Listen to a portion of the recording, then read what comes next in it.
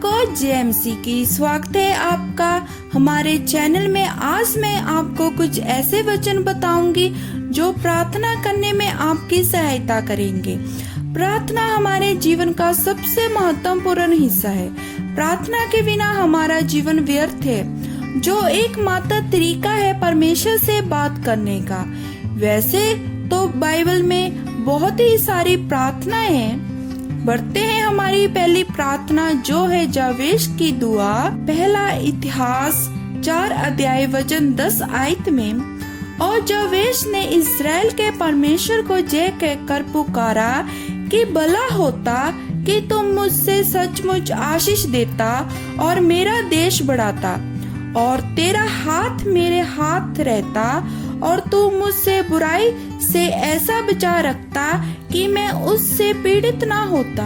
और जो कुछ उसने मांगा वह परमेश्वर ने उसे दिया। आमीन। दूसरी जो सबसे बड़ी प्रार्थना है वह यीशु मसीह हमें आप सिखा रहे हैं। मेरे ख्याल से वो ये प्रार्थना है कि जो अक्सर हम प्रार्थना के अंत में करते हैं। कुछ लोग इसे रोज भी करते हैं।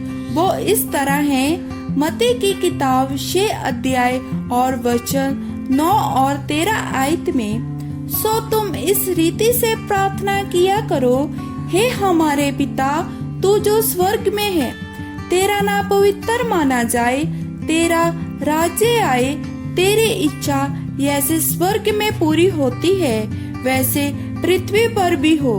हमारे दिन भर की रोटी आज हमें दे, और जिस प्रकार हमने अपने अपराधियों को क्षमा किया है वैसे ही तू भी हमारे अपराधों को क्षमा कर, और हमें परीक्षा में न ला परंतु बुराई से बचा, क्योंकि राज्य और परिक्रम और महिमा सदा तेरी ही है।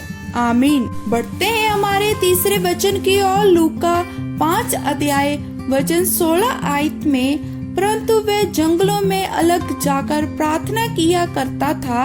आमीन। हमें प्रार्थना गुप्त में करनी चाहिए। गुप्त में की गई प्रार्थना का उत्तर जल्दी ही आता।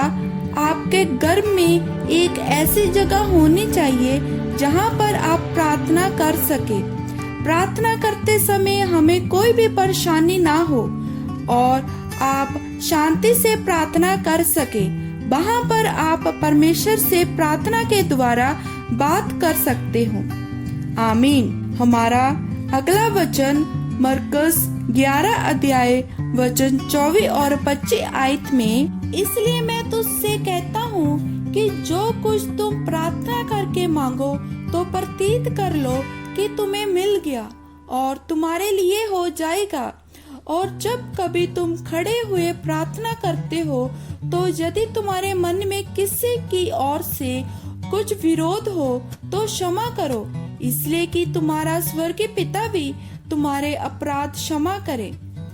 जब हम विश्वास के साथ प्रार्थना करते हैं और प्रतीत कर लेते हैं कि हमें प्रार्थना करने से मिल गया, और वैसे ही परमेश्वर हमारे जीवन में कर देते हैं। और एक बात याद रखें कि जब आप प्रार्थना करते हैं तो आपके मन में किसी के लिए भी किसी बात का विरोध नहीं होना चाहिए।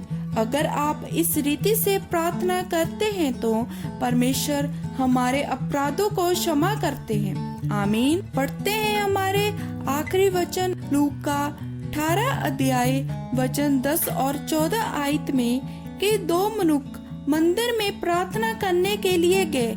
एक फरीसी था और दूसरा चुंगी लेने वाला।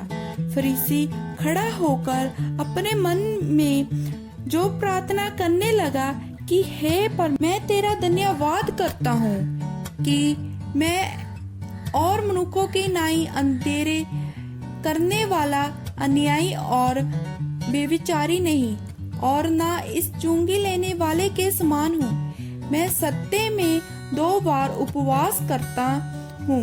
मैं अपना सब कमाई का 10वां अंश भी देता हूँ। चुंगी लेने वाले ने दूर खड़े होकर स्वर्ग की ओर आंखें उठाना भी ना चाहा, वरन अपनी छाती पीट पीट कर कहा, हे परमेश्वर, मुझे सभी पर दया कर।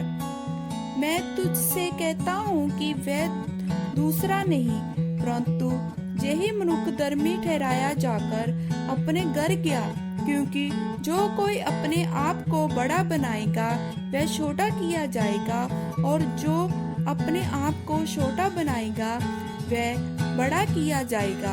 आमीन। जब हम अधीन होकर प्रार्थना करते हैं तो परमेश्वर हमारी प्रार्थना को सुनता है। इस वचनों के द्वारा परमेश्वर आप सबको आशीष दे। सभी बहन भाइयों को जय मसीह।